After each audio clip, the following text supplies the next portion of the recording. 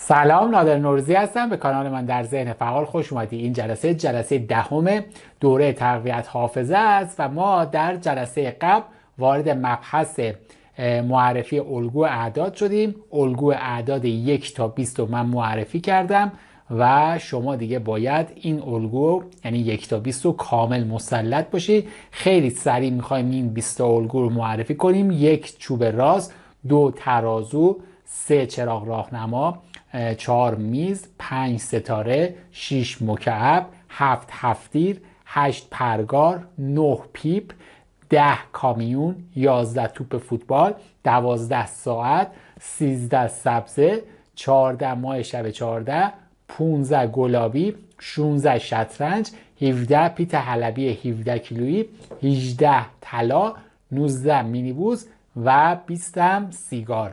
خب همینجوری که الان من خدمتون داشتم این الگو میگفتم، شما هم باید به همین شکل، یعنی هر کدوم از این الگو که میاد تصویری از اون الگو باید تو ذهن شما حتما نهادینه بشه و اون تصویر سریع تو ذهنتون بیاد، چون ما با کمک این تصاویر میتونیم از این الگو اعداد استفاده کنیم.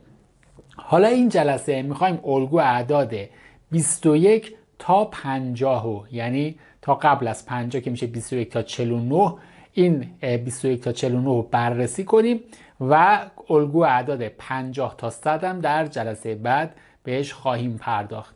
اما یه قانونی رو ما میخوایم یاد بگیریم برای ابتدای کار که شما میخواید به این الگو اعداد مهارت بیشتر داشته باشید و راحت‌تر تو ذهنتون بیاد. این قانون رو اگر شما یاد بگیرید راحت‌تر میتونید الگو اعداد رو تو ذهنتون داشته باشید. همون جوری که ملاحظه کردید برای هر کدوم از الگو اعداد 1 تا 20 من یه دلیلی رو گفتم. مثلا گفتم ترازو چون 2 تا کفه داره میگیم 2، چوب راست چون شبیه 1 میگیم 1، پرگار چون ما اینو صاف پرگار قرار دادیم شبیه 8 میشه، یا کامیون چون 10 تا چرخ داشت میگفتیم کامیون. خب به یه چیزی اتصال دادیم که اون الگو عدده رو بهتر تو ذهنمون نگه داشته باشیم، یعنی یه دلیل منطقی پشتش بود. الان هم میخوایم این دلیل و منطق رو برای الگو اعداد 21 تا 100 بگیم که اینجا اجرا میشه، که این جلسه حالا برای اینکه طولانی نشه 21 تا 49 ما انجام میدیم و حالا مابقیش هم برای جلسه بعد به صورت کامل خدمتون خواهیم گفت. بعد کاربرد این الگو اعداد هم حتما بهتون میگم که چجوری ما از این الگو اعداد توی بحث تقویت حافظمون و یادآوری مطالب ازش استفاده خواهیم کرد.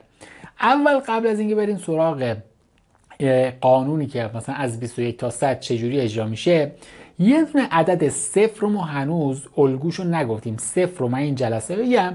0 رو ما به صورت نمادین به عنوان یه افسر در نظر میگیریم. مثلا یه افسر راهنمایی رانندگی رو تو ذهنتون در نظر بگیرید. افسر میشه چی؟ 0. پس 0 به جای 0 ما تصویر افسر میاد تو ذهنمون. پس اینو همینجا الان ما به صورت یک قانون برای خودمون داریم. خب خوب تاکید کنید ما از این الگوها استفاده میخوایم کنیم، از اول حرف هر کدوم از این الگوها استفاده میخوایم کنیم. قانون 21 تا 100 رو بتونم من به راحتی برای شما بگم و بتونید از این قوانین استفاده کنید تا راحت تر تصویر سازی کنید. خب بریم سراغ قانونمون. دقت کنید الان الگو اعداد ما اول 21 تا 29 رو میخوایم بگیم. 21 با چی شروع میشه؟ با یه 2 و یه 1. خب 22 2 2، 23 2 3، 24 2 4، 25 2 5. خوب دقت میکنید به همین ترتیب. بعد بریم سراغ سی. سی با چی شروع میشه؟ سی 3 0، 31 3 1، 32 3 2 به همین ترتیب. باز 40. 40 با چی شروع میشه؟ 40 4 0، 41 4 1، 4 2 میشه 42 و همینجوری. باز حالا الگو 50 به بعدم باز من تو جلسه بعد بهش اشاره خواهم کرد. پس دقت کردید که چجوری داریم ازش استفاده میکنیم. پس الان ما بریم سراغ اول 21. پس با چی شروع شد؟ 2 1. اول حرف 2 رو انتخاب میکنیم. اول حرف 2 چیه؟ دال. اول حرف 2 دال. اول حرف یک هم انتخاب میکنیم. اول حرف یک چیه؟ ی. پس اگر من کلمه ای رو ببینم که با دال و ی شروع بشه، اون نماد عدد 21. دال از 2 اومد، ی هم از 1 اومد. پس اگر من کلمه ای تصویری تو ذهنم بیاد که با د و ی شروع بشه، اونو ما بهش چی میگیم؟ به اون میگیم اون نماد الگو یا تصویر الگو 21. خب الان د و ی چی تو ذهن ما میاد؟ دیوار. دقت کنید، دیوار. دیوار با د و ی شروع میشه، د و ی میشه چی؟ 21. حالا 22 د، دو تا د باید باشه. 2 تا د، من یه تصویری باید بیاد تو ذهنم که اولش با 2 تا د شروع میشه. سخته. یک سری حروف داریم تحت عنوان ما میگیم حروف خنثی، یعنی حروفی که در الگوی اعداد 20 تا 100 ما وجود نداره. پس اول من بیام یک بار 20 تا 100 رو بهمون بگیم که چجوری اولش با چی شروع میشه، بعد مابقی حروفی که تو این الگو وجود نداره بهش میگیم حروف خنثی. خب 20 که با 2 شروع میشه، پس اولش د. 30 که با 3 شروع میشه، اولش خب چیه؟ سینه. 40 که با چ شروع میشه، اولش چه. 50 که با پ، 5 دیگه. 5 که با پ شروع میشه، اولش چیه؟ پ. 60 6 دیگه. 6 که اولش با چی؟ با شین. 70 7 با چی شروع میشه؟ ه. ه دو چشم. 80 هم باز 8 با ه دو چشمه. خب پس اینجا الان بین 70 و 80 خب پس ما یه تداخل داریم. برای اینکه این تداخل به وجود نیاد، ما نمادین قرارداد امضا میکنیم بین خودمون که به جای ه 80 میم قرار میدیم. پس به جای ه 80 چی قرار میدیم؟ میم. خب 77 همون ه بمونه، 80 که 8 هشو میم قرار میدیم. 90 9 با چی شروع میشه؟ با نون. با نون. پس این حروفیه که ما لازمشون داریم. غیر از این حروف، هر حروف دیگه که ما استفاده کنیم تحت عنوان حروف خنثی ما اونا رو شناسایی میکنیم. پس حروف اصلی هامون چیا شد؟ دال به خاطر 2 21 تا 29، سین به خاطر حرف 3 30 تا 39، چه به خاطر حرف 4 40 تا 49، پ به خاطر حرف 5 50 تا 59، شین به خاطر 60 تا 69، ه به خاطر 70 تا 79، میم به خاطر چی؟ 80 تا 89 و نون به خاطر 90 تا 99. خب پس اینها حروف اصلی ماست. غیر از این حروف، هر حروفی ما استفاده کنیم حروف خنثی میگیم. برای مثال واو. واو آیا تو این حروف بود؟ نه، پس حروف خنثی است. خب ر تو این حروف بود؟ نه، پس حروف چیه؟ خنثی است. ب تو این حروف هست؟ نه نیست، پس به عنوان حروف خنثی است. یعنی چه حروف خنثی؟ یعنی برای مثال دارم میگم اگر بین دال 22 رو دارم الان مثال میزنم و دال یه دونه از این حروف خنثی باشن، اینا خط میزنیم، یعنی نماد هیچ عددی نیستن، فقط برای اینکه ما بتونیم تصویر یا کلمه‌مون رو بسازیم ازش داریم استفاده میکنیم. پس الان به 22 رسیم. 21 رو گفتیم د ی دیوار میشه دوش، د میشه 2، ی هم میشه 1، 21 دیوار پس شد 21. حالا دود میشه 22. اون واو حروف خنثی است، میشه 2 تا د. 2 تا د یعنی چی؟ 2 تا 2 22. پس واو حروف خنثی شد. اینجوری از حروف خنثی استفاده کنید. دودو من راحت میتونم تصویرش رو تو ذهنم بسازم، ولی 2 تا د رو سخت میتونم براش کلمه درست کنم. دد وحشی میشه، معنی دد یعنی 2 تا د. ولی حالا چون مثلا شاید این فیلم رو بچه ها هم دارن نگاه میکنن، تا بیا من معنی این کلمات رو بگم که دد چیه، وحشی چیه و اینا سخته، ولی دود و راحت تره. از حروف خنثی استفاده میکنیم و میگیم دود به عنوان نماد عدد 22. دش 2، دش دیگه هم باز 2. حالا میریم سراغ 23. د خب و سین. 23 دیگه دوش میشه د، سهش هم که میشه سین. خب با د و سین میخوایم یه دونه تصویر بسازیم که تو ذهنمون بمونه. چیه؟ دست. دست دست دش میشه 2، سینش هم میشه 3. 23. حالا میخوایم بریم سراغ 24. د و چه. خب د و چه از حروف خنثی استفاده میکنیم. دوچرخه واوش خنثاست. د و چش میشه 24، واوش حروف خنثی، دوچرخه نماد عدد 24. خب حالا میخوایم بریم سراغ چی؟ 25. د و پ.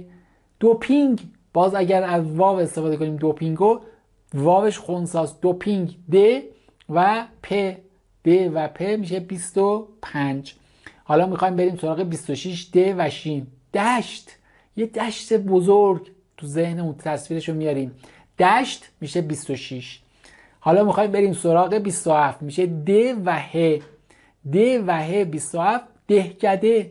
دهکده میشه 27. به راحتی میتونیم از دهکده استفاده کنیم. خب میخوایم بریم 28. گفتیم 8 تا قرار میم استفاده کنیم، یعنی میشه د و میم.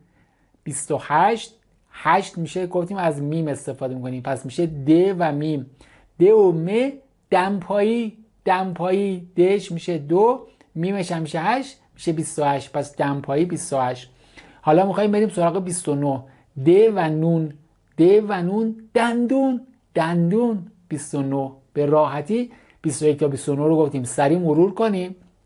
21 دیوار، 22 دود، 23 دست، 24 دوچرخه، 25 دوپینگ، 26 دشت، 27 دهکده، 28 دمپایی، 29 هم میشه دندان. خب پس الان 21 تا 29 رو به راحتی گفتیم، قانونم یاد گرفتیم. اگر برای شما یکم همین ابتدا سخت بود، خب اصلا نگران نباشید، فیلم رو از ابتدا نگاه کنید و تمرین کنید. خوب دقت کنید، این الگوها رو حفظ نکنید، برای هر کدوم از اینا تصویری تو ذهنتون بیاد. ما تصویرها رو لازم داریم، چون گفتیم قدرت تصویر 1000 برابر کلمه است. حالا میخوایم بریم سراغ 30 تا 39. یه استراحت کوتاه، برگردیم 30 تا 39 رو بریم. خب آماده هستید؟ میخوایم بریم سراغ 30 تا 39. 30 میشه سینش. خب 3 سین. صفرش چی بود؟ گفتیم صفر رو به عنوان افسر در نظر میگیریم. افسر با چی شروع میشه؟ الف. پس باید کلمه ای بسازیم که با سین و الف باشه، یعنی سا. خب پس ساز. ساز سین الف میشه سی. خب سینش میشه 3، الفش هم میشه افسر که نماد صفره که میشه سی. پس ساز. ساز به عنوان تصویر سی میشه. میریم سراغ 31. 3 و ی سینی. 3 و ی سینی. سینی میشه برای 31. میریم سراغ 32. 3 و د خودش مشخصه، صد. صد راحت تصویرش رو توی ذهنمون می‌بینیم، صدی که روی آبها درست میکنم. پس صد به عنوان 32. حالا بریم سراغ 33. 2 تا 3 سین سین. راحته. سس. یه دونه تصویر سس بیاد تو ذهنمون. سسی که حالا سس قرمز یا سس کچاپی که توی غذاها میریزن یا با پیتزا میخورید و اینا، این سس. 33. خب بریم سراغ 34. 3 و چه. اینجا نیاز داریم از حروف خنثی استفاده کنیم. سرچشمه. سرچشمه، یه چشمه رو در نظر میگیریم، سرچشمه‌ش رو تصویرش رو تو ذهنمون میاریم. ر حرف خنثاست، برای ما هیچ مفهوم عددی نداره. سینش 3، چش هم چیه؟ 4. 34 ر خنثاست. 34 سرچشمه. بریم سراغ 35. 3 پ سپر. چه سپر ماشین، چه سپری که تو این جنگجو ازشون استفاده میکنن برای جنگ. سپر. سپر 35. 36. 3 شین. سشوار. سشوار که مو رو سشوار میکنیم و حالت میدیم، خشک میکنیم. سشوار میشه 36. 37. 3 و ه من سهام رو در نظر میگیرم. رشته من مالی حسابداری، سهام به راحتی سهام عدالت مثلا، سهام تو ذهنم میاد. ولی اگر شما سهام براتون سخت بود میتونید کوه سهند رو در نظر بگیرید. سهند کوه سهند رو در نظر بگیرید. ولی من خودم سهام رو در نظر میگیرم. حالا فقط یه نکته مهم دیگه هم بگم همینجا، این الگوها ثابت هستن، تغییر پیدا نمیکنه و باید به صورت ثابت تو ذهن ما باقی بمونه. پس سه میشه چی؟ سهام. بریم سراغ 38 یعنی سه و میم. سماوری که آب میجوشه و چای باش دم میکنیم. سماور میشه 38 سه میم. میریم سراغ 39. 39 چی میشه؟ سه و نون. 39 سه و نون چیه؟ یه نوع ساز. سنتور. خب میشه 39. پس دیدید چقدر راحت گفتیم؟ حالا یه بار دیگه خیلی سریع میخوایم 30 تا 39 رو بگیم. 30 ساز، 31 سینی، 32 صد، 33 سس، 34 سرچشمه، 35 سپر، 36 سشوار، 37 سهام، 38 سماور، 39 سنتور. دیدید چقدر راحت داریم میگیم؟ چون قانون رو یاد گرفتیم. و من میدونم اولش اگر شما این براتون سخته، یه مقدار که تمرین کنید، شما یک هفته وقت دارید تا جلسه بعد این تمرین‌ها رو انجام بدید، به راحتی همینا انجام میشه. و نکته مهم، ببین چقدر تاکید میکنم، نکته مهم، تصویر بسازید تو ذهنتون. تصویر یه سماور بزرگ، تصویر یه سماوری که داره میپره بالا پایین، میشه چند؟ 38. تصویر یه سرچشمه داره قلقل میکنه، چشمه آب میزنه بیرون، میشه چی؟ میشه 34. تصویر یه سد بزرگ آبی رنگ، مثلا فرض کن پشتش آب قرمز رنگه، سد. خب 32. تصویر یه دونه سینی که مثلا روی سینی مثلا کلی مثلا حالا فرض کن ظروف مختلفه، سینی، میشه چی؟ 31. ساز 30. میبینید تصویر، فقط تصویر. این تصویرات که کمکتون میکنه. خب آماده هستید؟ استراحت کوتاه، میخوایم 40 تا 49 رو بریم. خب برگردیم. 40 چهارش چه، صفرش چیه؟ افزر، میشه چه و الف. چا، با چا میخوایم بسازیم. چا هم میشه، ولی من چادر رو در نظر گرفتم. چا هم میتونید تصویر سازی کنید، چون چه و الف چا هم میتونه باشه، ولی من خودم به شخصه چادر رو در نظر گرفتم. چادر بیشتر تصویرش رو راحت تر میتونم بسازم. حالا چادر مسافرتی یا چادری که خانوما سرشون میکنن یا هر چیز دیگه، چادر. خب پس من حالا چادر مسافرتی یا چادری که خانوما سرشون میکنن هیچ فرقی نمیکنه، تصویر سازیش راحت تره برای من. ولی اگر شما دوست داشتید چا، ولی باز تاکید میکنم الگو باید ثابت باشه. بریم سراغ 41. چی؟ چینی. من ظروف چینی رو تصویر سازی میکنم. ظروف چینی رو به راحتی تصویر سازی میکنم به عنوان نماد 41. 42 چده، باز چدن. ظروف چدنی خیلی سنگین رو من تصویر سازی میکنم. چدنیای سنگین، حالا مایتابه چدن، قابلمه چدن چده. 42. 43 چسب. به راحتی من چسب رو تصویر سازی میکنم. چسب سه میشه 43. 44 دو تا چه.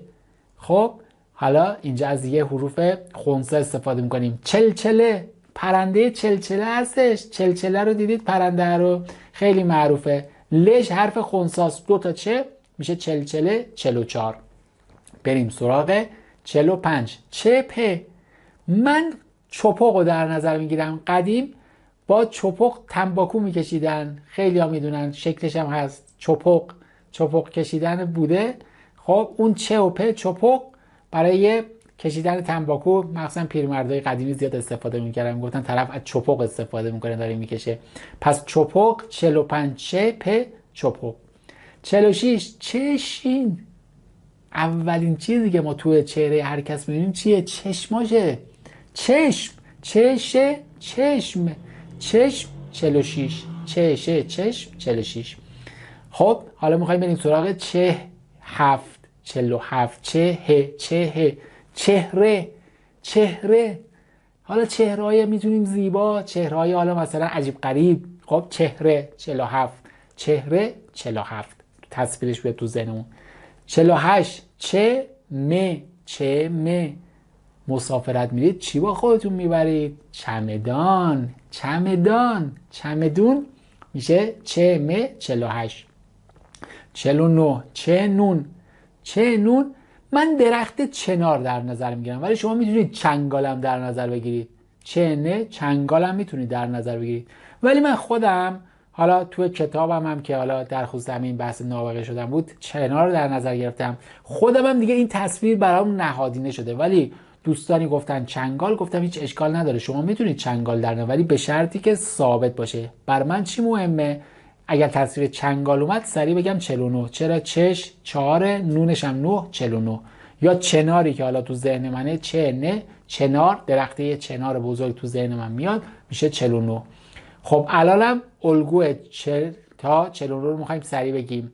40 میشه چادر، 41 چینی، 42 چدن، 43 چسب، 44 چلچله، 45 چپق، 46 چشم، 47 چهره، 48 چمدون، 49 چنار. دیدید چقدر راحت بود؟ پس این تصویر سازیه رو انجام میدیم. این جلسه دقت کنید. حالا بگید که مثلا یک نفر بیاد ازتون اینا رو بپرسه، حالا اگر من فایلای اینا رو هم در داخل کانال تلگرام قرار میدم، حالا مثلا دارم میگم و یه بار از شما بگه 27، سریع باید بگید 27 دهکده. یه بار بهت میگه 35 سپر، اینقدر باید مسلط باشی.